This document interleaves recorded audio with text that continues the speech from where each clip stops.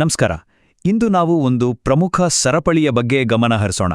ಇದು ಕೇಳೋಕೆ ತುಂಬಾ ಸರಳ ಅಂತ ಅನ್ಸಿದ್ರೂ ಇದರ ಹಿಂದಿರುವ ಕಥೆ ಇದೆಯಲ್ಲ, ಅದು ನಮ್ಮೆಲ್ಲರ ದೈನಂದಿನ ಜೀವನದ ಮೇಲೆ ಹೇಗೆಲ್ಲ ಪರಿಣಾಮ ಬೀರುತ್ತೆ ಅಂತ ನೋಡೋಣ. ಮೊದಲನೇದಾಗಿ ಒಂದು ಪ್ರಶ್ನೆ. ಒಂದು ಕಡೆ ಗ್ಯಾಸ್ ಪೈಪ್ಲೈನ್, ಇನ್ನೊಂದು ಕಡೆ ನಾವು ತಿನ್ನುವ ಒಂದು ಬ್ರೆಡ್ ತುಂಡು. ಇವೆರಡಕ್ಕೂ ಏನಪ್ಪ ಸಂಬಂಧ ಇರ್ಬೋದು? ಇದೇ ಪ್ರಶ್ನೆ ಇವತ್ತಿನ ನಮ್ಮ ಇಡೀ ಚರ್ಚೆಯನ್ನ ಮುನ್ನಡೆಸುತ್ತೆ. ನಾವು ಮಾಡ್ತಿರೋ ಈ ವಿಶ್ಲೇಷಣೆಯ ಮೂಲ ಪ್ರವೀಣ್ ರಾಮಚಂದ್ರ ಅವರ ಒಂದು ಸಂಪಾದಕೀಯ. ಅವರೇನಂತಾರೆ ಅಂದರೆ, ನಮ್ಮ ಜಾಗತಿಕ ಆಹಾರ ಪೂರೈಕೆ ವ್ಯವಸ್ಥೆ ಇದೆಯಲ್ಲ, ಅದು ನಾವು ಅಂದ್ಕೊಂಡಿರೋದಕ್ಕಿಂತ ತುಂಬಾನೇ ಸೂಕ್ಷ್ಮವಾದ, ದುರ್ಬಲವಾದ ಒಂದು ಕೊಂಡಿ ಮೇಲೆ ನಿಂತಿದೆಯಂಟ. ಸರಿ, ಹಾಗಾದರೆ ಬನ್ನಿ ನಮ್ಮ ಪಯಣದ ಮೊದಲ ಭಾಗಕ್ಕೆ ಹೋಗೋಣ. ಅನಿಲದಿಂದ ಕಾಳು ಅಂದರೆ ಗ್ಯಾಸಿಗೂ ನಾವು ತಿನ್ನೋ ಧಾನ್ಯಕ್ಕೂ ಇರೋ ವೈಜ್ಞಾನಿಕ ಸಂಬಂಧವಾದ್ರೂ ಏನು, ಅದನ್ನು ಸ್ವಲ್ಪ ಆಳವಾಗಿ ನೋಡೋಣ. ಈಗ ನೋಡಿ, ಹೇಬರ್ ಬಾಷ್ ಪ್ರಕ್ರಿಯೆ ಅಂತ ಒಂದು ವಿಷಯ ಇದೆ. ಇದು ಆಧುನಿಕ ಕೃಷಿಯ ಬೆನ್ನೆಲುಬು ಅಂತಾನೆ ಹೇಳ್ಬೋದು. ಯಾಕೊತ್ತಾ? ಯಾಕಂದ್ರೆ ನಾವಿವತ್ತು ಬಳಸೋ ಬಹುತೇಕ ಎಲ್ಲ ನೈಟ್ರೋಜನ್ ಬೇಸ್ಡ್ ರಸಗೊಬ್ಬರಗಳು ತಯಾರಾಗೋದೇ ಈ ಒಂದು ಕೆಮಿಕಲ್ ಪ್ರೋಸೆಸ್ಸಿಂದ. ಈ ಪ್ರಕ್ರಿಯೆ ಹೇಗೆ ಕೆಲಸ ಮಾಡುತ್ತೆ ಅಂದರೆ, ಇದರಲ್ಲಿ 3 ಸಿಂಪಲ್ ಸ್ಟೆಪ್ಸ್ ಇವೆ. ಮೊದಲು ನ್ಯಾಚುರಲ್ ಗ್ಯಾಸ್ ಅಂದರೆ ಮೀಥೇನನ್ನು ತಗೊಂಡು ಅದನ್ನು ಹೈಡ್ರೋಜನ್ ಆಗಿ ಕನ್ವರ್ಟ್ ಮಾಡ್ತಾರೆ. ಆಮೇಲೆ ಈ ಹೈಡ್ರೋಜನನ್ನು ನಮ್ಮ ಗಾಳಿಯಲ್ಲಿರೋ ನೈಟ್ರೋಜನ್ ಜೊತೆ ಸೇರಿಸಿ ಅಮೋನಿಯಾ ತಯಾರಿಸ್ತಾರೆ. ಈ ಅಮೋನಿಯಾನೇ ನಮ್ಮ ಹೊಲಗಳಿಗೆ ಬೇಕಾದ ಗೊಬ್ಬರದ ಮೂಲವಸ್ತು. ಈ ಸಂಖ್ಯೆನ ಸ್ವಲ್ಪ ಗಮನ ಇಟ್ಟು ನೋಡಿ. 70ಇಂದ 90%. ಅಬ್ಬಬ್ಬಾ! ಅಂದ್ರೆ ರಸಗೊಬ್ಬರ ತಯಾರಿಸೋಕಾಗೋ ಒಟ್ಟು ಖರ್ಚಿನಲ್ಲಿ ಇಷ್ಟು ದೊಡ್ಡ ಪಾಲು ನೇರವಾಗಿ ನ್ಯಾಚುರಲ್ ಗ್ಯಾಸ್ ಬೆಲೆ ಮೇಲೆ ನಿಂತಿದೆ.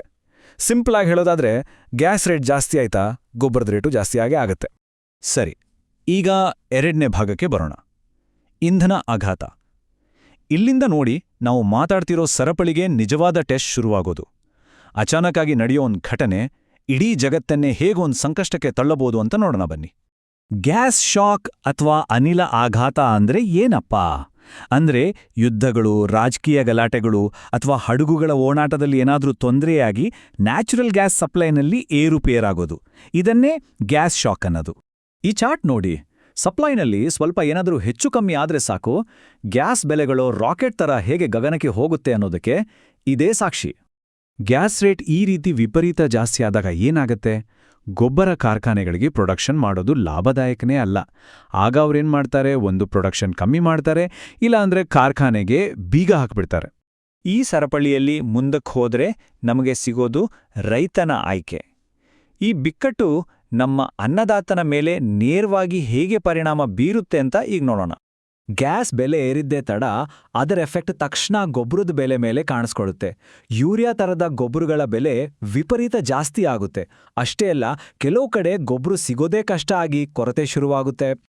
ಇಂಥ ಪರಿಸ್ಥಿತಿಯಲ್ಲಿ ನಮ್ಮ ರೈತರು, ಅದರಲ್ಲೂ ಕಡಿಮೆ ದುಡಿಮೆ ಇರೋ ಸಣ್ಣ ರೈತರು, ತುಂಬಾನೇ ಕಷ್ಟದ ನಿರ್ಧಾರಗಳನ್ನು ತಗೋಬೇಕಾಗತ್ತೆ.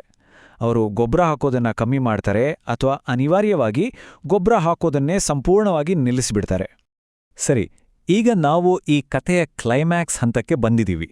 ಎಲ್ಲೋ ಒಂದು ಹೊಲದಲ್ಲಿ ಒಬ್ಬ ರೈತ ತಗೊಂಡ ಸಣ್ಣ ನಿರ್ಧಾರ ಇಡೀ ಜಗತ್ತಿನ ಮೇಲೆ ಎಂಥ ದೊಡ್ಡ ಪರಿಣಾಮ ಬೀರಬಹುದು ಅಂತ ನೋಡಿದ್ರೆ ಆಶ್ಚರ್ಯ ಆಗುತ್ತೆ.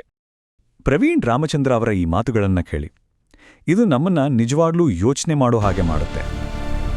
ನಾವು ತಿನ್ನೋ ಪ್ರತಿ 2 ತುತ್ತಿನಲ್ಲಿ 1 ತುತ್ತು ಈ ಸಿಂಥೆಟಿಕ್ ನೈಟ್ರೋಜನ್ ಗೊಬ್ಬರದಿಂದಲೇ ಬಂದಿರೋದು ಅಂದ್ರೆ ನಂಬ್ತೀರಾ? ಈ ಡೋನೆಟ್ ಚಾರ್ಟ್ ನೋಡಿ, ಇದು ನಾವು ಎಷ್ಟು ಅವಲಂಬಿತರಾಗಿದ್ದೇವೆ ಅನ್ನೋದನ್ನ ಸ್ಪಷ್ಟವಾಗಿ ತೋರಿಸುತ್ತೆ.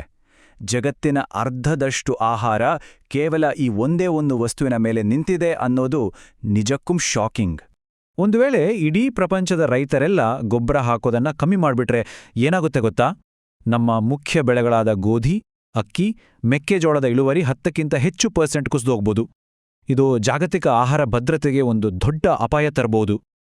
ಇಷ್ಟೊತ್ತು ನಾವು ಸಮಸ್ಯೆಯ ಆಳ ಎಷ್ಟಿದೆ ಅಂತ ನೋಡಿದ್ವಿ ಅಲ್ವಾ? ಈಗ 5ನೇ ಭಾಗದಲ್ಲಿ ಈ ಜಟಿಲವಾದ ಸಮಸ್ಯೆಗೆ ಪರಿಹಾರಗಳೇನಾದ್ರೂ ಇದೆಯಾ ಅನ್ನೋದ್ರ ಕಡೆ ಗಮನ ಕೊಡೋಣ. ಪರಿಸ್ಥಿತಿ ಕೈಮೀರೋ ಸಮಯದಲ್ಲಿ ಸರ್ಕಾರಗಳು ಕೆಲವು ತಕ್ಷಣದ ಕ್ರಮಗಳನ್ನು ತಗೋಬಹುದು. ಉದಾಹರಣೆಗೆ, ಗೊಬ್ಬರ ಕಾರ್ಖಾನೆಗಳಿಗೆ ಗ್ಯಾಸ್ ಸಪ್ಲೈನಲ್ಲಿ ಪ್ರಿಯಾರಿಟಿ ಕೊಡೋದು, ಗೊಬ್ಬರವನ್ನು ಸ್ಟಾಕ್ ಮಾಡಿ ಇಟ್ಕೊಳ್ಳೋದು, ಮತ್ತೆ ಸಬ್ಸಿಡಿ ಕೊಡೋದು, ಈ ಥರದ ಕೆಲವು ತಾತ್ಕಾಲಿಕ ಪರಿಹಾರಗಳಿವೆ. ಆದರೆ ಒಂದು ವಿಷಯ ನೆನಪಲ್ಲಿರಬೇಕು, ಇದೆಲ್ಲ ಬರೀ ಬ್ಯಾಂಡೇಜ್ ಹಾಕಿದ ಹಾಗೆ. ತಾತ್ಕಾಲಿಕವಾಗಿ ನೋವು ಕಡಿಮೆ ಮಾಡ್ಬೋದು ಅಷ್ಟೇ. ಆದರೆ ದೀರ್ಘಕಾಲದ ಗ್ಲೋಬಲ್ ಗ್ಯಾಸ್ ಸಮಸ್ಯೆ ಎಂಬ ದೊಡ್ಡ ಗಾಯವನ್ನ ಇವುಗಳು ವಾಸಿ ಮಾಡೋಕ್ಕಾಗಲ್ಲ. ಹಾಗಾದ್ರೆ ಲಾಂಗ್ ಟರ್ಮ್ ಸೊಲ್ಯೂಷನ್ ಏನು? ನಾವು ಫಾಸಿಲ್ ಫ್ಯೂಲ್ಸ್ ಅಂದರೆ ಪಳೆಯುಳಿಕೆ ಇಂಧನಗಳ ಮೇಲಿನ ನಮ್ಮ ಅವಲಂಬನೆಯನ್ನ ಬುಡದಿಂದಲೇ ಕಡಿಮೆ ಮಾಡಬೇಕು. ಆರ್ಗ್ಯಾನಿಕ್ ಫಾರ್ಮಿಂಗ್, ಸೋಲಾರ್ ಎನರ್ಜಿಯಿಂದ ತಯಾರಿಸೋ ಗ್ರೀನ್ ಅಮೋನಿಯಾದಂಥ ಹೊಸ ಟೆಕ್ನಾಲಜಿಗಳು ಮುಂದಿನ ದಾರಿಯನ್ನು ತೋರಿಸ್ಬೋದು. ಸರಿ, ಹಾಗಾದ್ರೆ ನಾವು ಶುರು ಮಾಡಿದ ಪ್ರಶ್ನೆಗೆ ಬರೋಣ.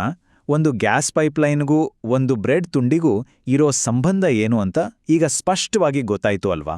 ನಮ್ಮ ಸಂಪೂರ್ಣ ಆಹಾರ ವ್ಯವಸ್ಥೆಯೇ ಈ ದುರ್ಬಲ ಸರಪಳಿ ಮೇಲೆ ನಿಂತಿದೆ. ಈಗ ನಮ್ಮ ಮುಂದಿರೋ ಪ್ರಶ್ನೆ ಒಂದೇ, ಈ ಸರಪಳಿ ನಾಳೆ ದಿನ ಎಷ್ಟು ಗಟ್ಟಿಯಾಗಿರುತ್ತೆ? The invasion will cost 1 million lives.